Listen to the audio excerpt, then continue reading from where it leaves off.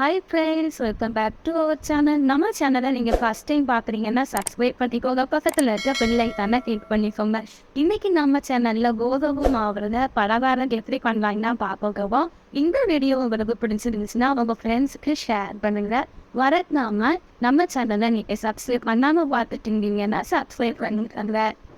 ஒரு அகலமான பாத்திரத்தில் 1 கப் கோதுமை மாவு, அதே கப்பில் 1/2 கப் ரவை எடுத்திருக்கேன். 1/2 ஸ்பூன் ஏலக்காய் பொடி, ஒரு பனானாவை இந்த மாதிரி நல்லா மேஷ் பண்ணி எடுத்துக்கிட்டேன். இதையை நம்ம ஆட் பண்ணிக்கலாம்.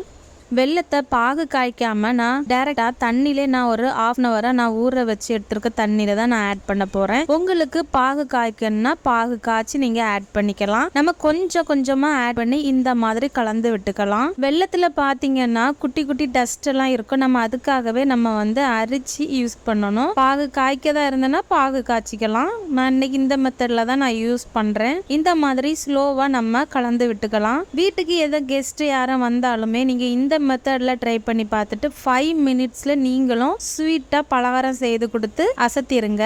மாவு திட்டு திட்டாக இருக்கக்கூடாது. இந்த மாதிரி நீங்கள் ஒரு விஸ்கை வச்சு கலந்து கலந்து விட இந்த அளவுக்கு நமக்கு கிடைச்சிரும். பனானா யூஸ் பண்ணதுனால நம்மளுக்கு பலகாரம் உள்ள சாஃப்டாகவும், வெளியே ரவை யூஸ் பண்ணனால மொறுமொறுன்னு நம்மளுக்கு பலகாரம் ரொம்ப டேஸ்டாக இருக்கும். ஃபைனலாக நம்ம பலகாரத்துக்கு மாவு ரெடி பண்ணிட்டோம். பார்த்தீங்களா, இந்த மாதிரி நம்மளுக்கு திக்னஸாக இருக்கணும், தண்ணி ஆயிடக்கூடாது. இனி இதை ஒரு 15 minutesக்கு நம்ம அப்படியே வச்சுக்கலாம். ஸ்டவ் ஆன் பண்ணி ஒரு பேனில் எண்ணெய் விட்டு கொஞ்சமாக நம்ம மாவு விட்டு பார்க்கலாம். மாவு மேலே பொவ்வி வந்துடுச்சு. இனி நம்ம ஒவ்வொரு பலகாரமாக விட்டு எடுத்துக்கலாம். ஃபஸ்ட்டு ஒரு பலகாரம் நம்ம விட்டுக்கலாம்.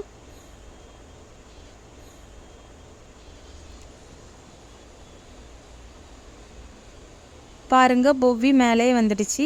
இனி நெக்ஸ்ட் விட்டுக்கலாம். இனி இதை மாற்றி போட்டுக்கலாம்.